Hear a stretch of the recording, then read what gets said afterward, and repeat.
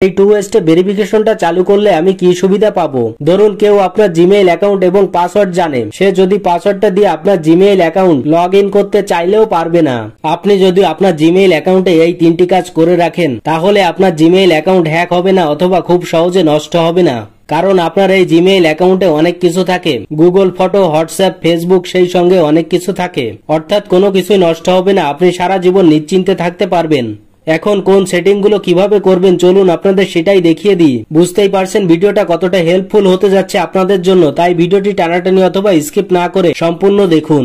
আপনার ফোন থেকে জিমেইল অ্যাকাউন্টে চলে আসবেন। জিমেইলে আসার পর উপর থেকে জিমেইলের লোগোর উপর ক্লিক করে দেবেন।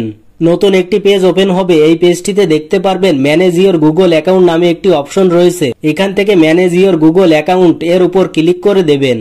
নতুন একটি পেজ ওপেন হবে। এই পেজটিতে অনেকগুলো অপশন দেখতে পারবেন। এখান থেকে সিকিউরিটি অ্যান্ড সাইন ইন অপশনের উপর ক্লিক করে দেবেন।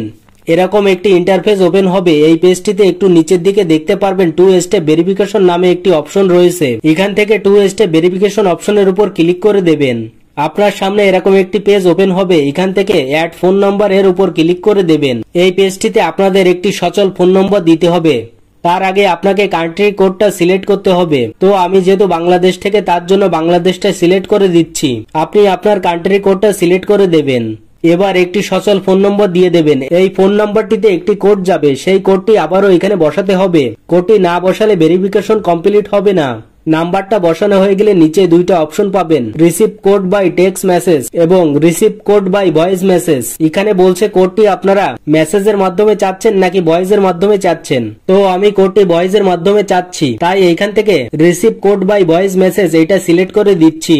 সিলেক্ট করা হয়ে গেলে নিচে পেয়ে যাবেন নেক্সট অপশন। এখান থেকে নেক্সট অপশনের উপর ক্লিক করে দেবেন। দেখুন এখানে দেখাচ্ছে আমার নাম্বারটা অ্যাড হয়ে গেছে। এখান থেকে ডান অপশনের উপর ক্লিক করে দেবেন। এখান থেকে ব্যাকে এসে যদি আমি আপনাদের দেখাই, আমার টু স্টেপ ভেরিফিকেশনটা চালু হয়ে গেল। এখন প্রশ্ন হচ্ছে এই টু স্টেপ ভেরিফিকেশনটা চালু করলে আমি কি সুবিধা পাবো? ধরুন কেউ আপনার জিমেইল অ্যাকাউন্ট এবং পাসওয়ার্ড জানে, সে যদি পাসওয়ার্ডটা দিয়ে আপনার জিমেইল অ্যাকাউন্ট লগ ইন করতে চাইলেও পারবে না। কারণ লগ ইন করতে গেলে আপনি এইমাত্র যে নাম্বারটি দিয়ে টু স্টেপ ভেরিফিকেশন করেছেন, সেই নাম্বারে একটি কোড যাবে। সেই কোডটি এখানে বসাতে হবে, তা না হলে কখনোই আপনার জিমেইল অ্যাকাউন্টে লগ ইন করতে পারবেন না।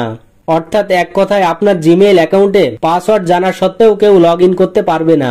এজন্য টু স্টেপ ভেরিফিকেশনটা চালু রাখতে হবে, তাহলে আপনার জিমেইল অ্যাকাউন্ট কেউ হ্যাক করতে পারবে না। 2 নম্বরে যে কাজটি করতে হবে, এখানে সিকিউরিটি কোড নামে যে অপশনটি রয়েছে এই অপশনের উপর ক্লিক করে দেবেন। ফোনটি ফিঙ্গারপ্রিন্ট অথবা প্যাটার্ন লকটি দিয়ে আনলক করে নেবেন। নতুন একটি পেজ ওপেন হবে। এই পেজটিতে দুইটা সিকিউরিটি কোড পাবেন।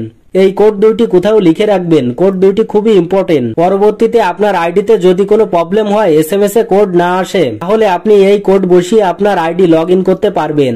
ধরুন আপনি টু স্টেপ ভেরিফিকেশন চালু করেছেন, কিন্তু এসএমএস এর মাধ্যমে আপনার কোডটা আসছে না। এই সমস্যাটি অনেকেরই হয়ে থাকে। তখন আপনি এই কোডের সাহায্যে কোনো ঝামেলা ছাড়াই আপনার আইডি লগ ইন করতে পারবেন। 3 নম্বরে যে কাজটি করতে হবে, এখান থেকে স্ক্রল করে নিচে চলে আসবেন। নিচে আসলে পেয়ে যাবেন রিকভারি ফোন নাম্বার। এখান থেকে আপনার একটা রিকভারি ফোন নাম্বার অ্যাড করতে হবে। তো কিভাবে করবেন চলুন প্রসেসটা দেখাই। রিকভারি ফোন নাম্বার এর উপর ক্লিক করবেন। এরকম একটি ইন্টারফেস ওপেন হবে। এই পেজটিতে অ্যাড রিকভারি ফোন অপশনের উপর ক্লিক করবেন। আপনাদের সামনে নতুন একটি পেজ ওপেন হবে।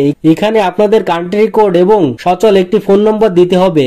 টু স্টেপ ভেরিফিকেশন যেভাবে করছিলেন সেম একইভাবে রিকভারি ফোন নম্বরটা অ্যাড করে নেবেন।